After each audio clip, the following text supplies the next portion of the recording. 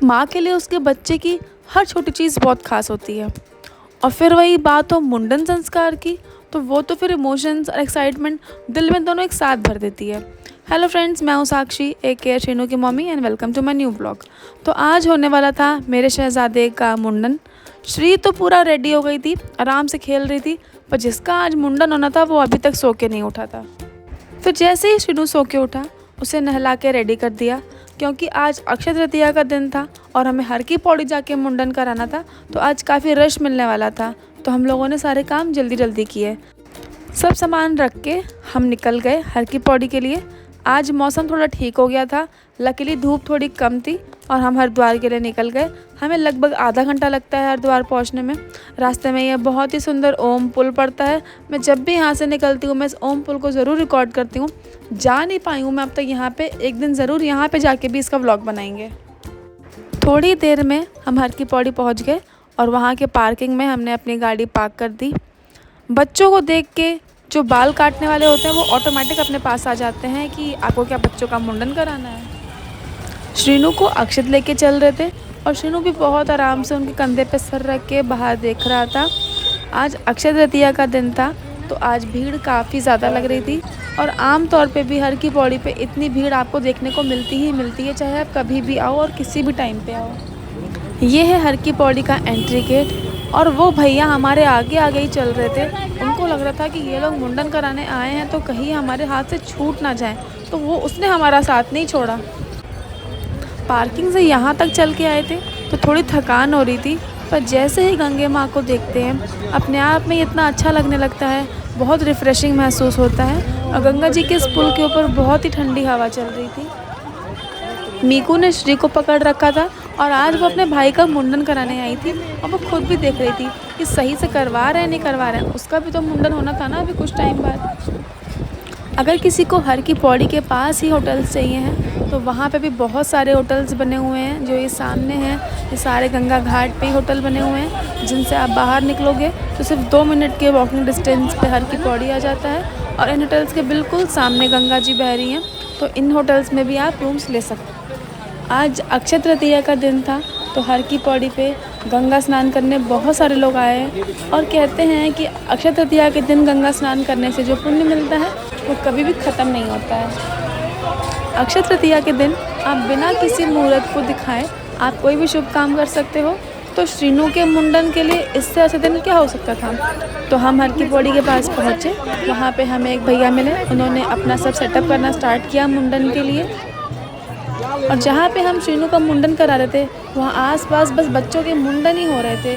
आज काफ़ी सारे बच्चों के मुंडन थे शायद वहाँ पे।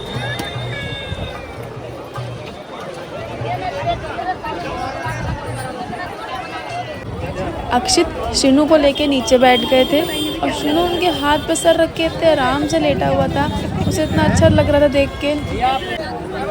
और यहाँ उन भैया ने श्रीनू का मुंडन संस्कार शुरू कर दिया, और मेरे छोटे से बच्चे को पता भी नहीं है कि उसके साथ क्या हो रहा है। जब मैंने ये देखा कि मुंडन संस्कार क्यों कराते हैं तो मुझे पता लगा कि कहा जाता है कि बच्चे के जन्म के बाल उसकी पिछली ज़िंदगी से जुड़े हुए होते हैं। तो इस जन्म में जब उसके बाल उतरवा दिए जाते हैं तो कहा जाता है कि बच्चे के जीवन को एक नई शुरुआत मिलती है। ये तो था हमारे हिंदू माइथोलॉजी के हिसाब से। और अगर साइंस को देखें तो उससे ये पता लगता है कि अगर आप बच्चे के सर के बाल उतरवा देते हैं तो थिकनेस और ग्रोथ बढ़ जाती है उनके बालों की, इस बार जो अच्छे बाल निकल के आते हैं। और सेकेंडली बच्चे का हाइजीन इंप्रूव होता है, क्योंकि जन्म के बाद बच्चे के सर पर क्रैडल क्रैप यानी कि एक येलो कलर की लेयर जम जाती है, तो वो भी साफ़ हो जाती है। तो बच्चे की हाइजीन के लिए भी होता है। थोड़ी देर में भैया ने शीनू के सर के सारे बाल उतार दिए और हमने उसे इस टोकरी में इकट्ठा कर लिया। उसको ऐसा देख के मुझे थोड़ी खुशी भी हो रही थी, क्योंकि उसका आज पहला मुंडन संस्कार था और मैं बहुत इमोशनल भी हो रही थी उसको ऐसा देख के। मीकू ने उस टोकरी समेत सारे बालों को एक सफ़ेद रुमाल में रख लिया और फिर हम चले गए उन्हें गंगा जी में सिराने के लिए। गंगा जी का बहाव काफ़ी तेज़ था और काफ़ी सारे लोग नहा भी रहे थे, तो हम लोगों ने एक सेफ सी लोकेशन देखी और वहाँ पे जाके हम लोगों ने शीनू के बालों को गंगा जी को समर्पित कर दिया।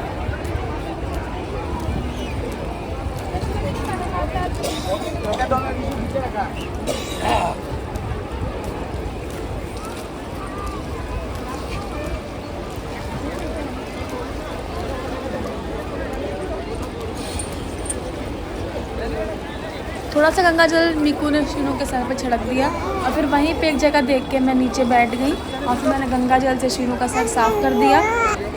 गंगा जी का जल हमेशा ही बहुत ठंडा रहता है और पता नहीं किसी इंसान ने अपने किसी किताब के बहुत सारे पेजेस गंगा जी में बहा दिए और वो हमारे सामने से बह बह के जा रहे थे। मुंडन कराने के बाद ऐसा लग रहा था कि शीनू बिल्कुल शांत सा हो गया है, चिपका हुआ था मेरी गोदी में। तो हम थोड़ा उसे चेयर करने की कोशिश कर रहे थे, यहाँ वहाँ उसे लेके घूम रहे थे, उसे सब कुछ दिखा रहे थे। थोड़ी देर हम सब वहीं पे ही नीचे बैठ गए और हमने फिर थोड़ी फ़ोटोज़ भी क्लिक कराई अपनी मेमोरीज़ के लिए। थोड़ी देर मीकू शीनू को लेके खिलाती रही और गंगा जी के पास हमेशा ही बहुत अच्छा लगता है और आज भी बहुत अच्छा लग रहा था और थोड़ा सा मौसम भी ठीक हो गया था, तो हम लोग अपने आसपास की चीज़ें रिकॉर्ड कर रहे थे। और आज काफ़ी लोग गंगा स्नान करने के लिए वहाँ पे आए थे।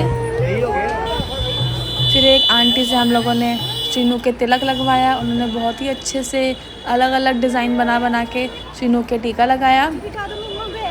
टीका लगाने के बाद शीनू का टीका फ्लेक्स करो तो देखो मेरा कितना अच्छा टीका लगा है। फिर वो आंटी मेरे पास आ गई, उन्होंने मेरे भी तिलक लगाया, उसी सेम डिज़ाइन में उन्होंने मेरे भी तिलक लगाया।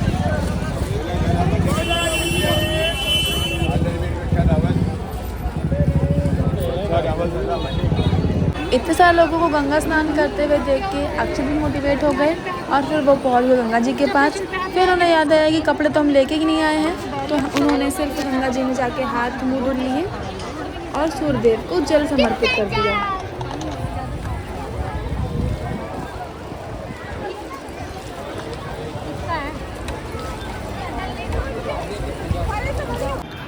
मुंडन संस्कार हमारे जीवन के 16 संस्कार में से एक संस्कार है, जिसे हर एक हिंदू अपने बच्चों का ज़रूर करवाता है।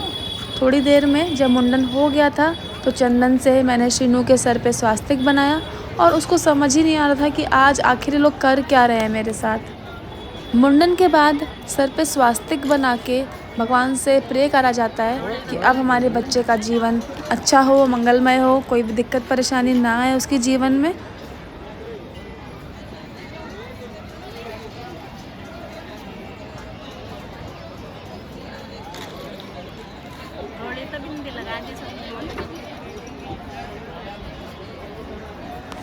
थोड़ी देर तक तो शीनू काफ़ी आराम से स्वास्तिक बनवाता रहा कि उसे लगा था कुछ तो इंटरेस्टिंग हो रहा है, पर फिर थोड़ी देर बाद वो चिढ़ने लगा कि अभी क्या कर रहे हैं ये लोग मेरे साथ।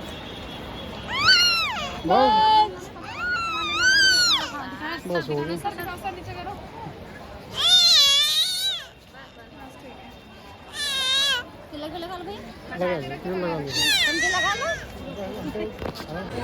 धूप फिर से काफ़ी तेज़ होने लगी थी, तो शीनू के सर पे फिर से कैप लगा दी ताकि उसको डायरेक्ट सनलाइट उसके सर पे ना पड़े। और भीड़ भी काफ़ी ज़्यादा धीरे धीरे बढ़ रही थी। जैसे ही हमारा मुंडन संस्कार कंप्लीट हो गया, हम लोग वहाँ से निकल गए और गंगा जी को एक बार फिर से देखा, जो कि देख के बहुत ही अच्छा लग रहा था। अभी मैं ऋषिकेश घूम के आई थी और गंगा जी ने फिर से मुझे एक बार अपने पास बुला लिया था दर्शन करने के लिए। थोड़ी देर बाद हम लोग सब लोग घर आ गए और हम सभी ने थोड़ा थोड़ा रेस्ट किया क्योंकि धूप काफ़ी तेज़ हो गई थी। फिर हम लोग जब लंच बना रहे थे तो लंच बनाते बनाते हमारे घर में कुछ गेस्ट आ गए थे, जिनके छोटे छोटे 3 बच्चे थे। 3 बच्चों में से 2 बच्चे तो आपस में आराम से खेल रहे थे, पर वो तीसरा था इन तीनों में सबसे छोटा। और वो क्या कर रहा था, वो पहुंच गया था पानी के टैप के पास और उसने अपने सारे कपड़े भिगा दिए थे। जब मैंने उसे बोला हट जाओ तो मुझसे कह रहा है 1 minute. He was such a cutie.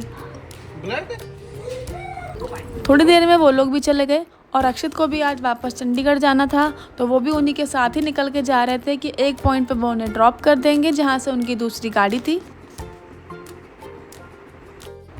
And that's it for today.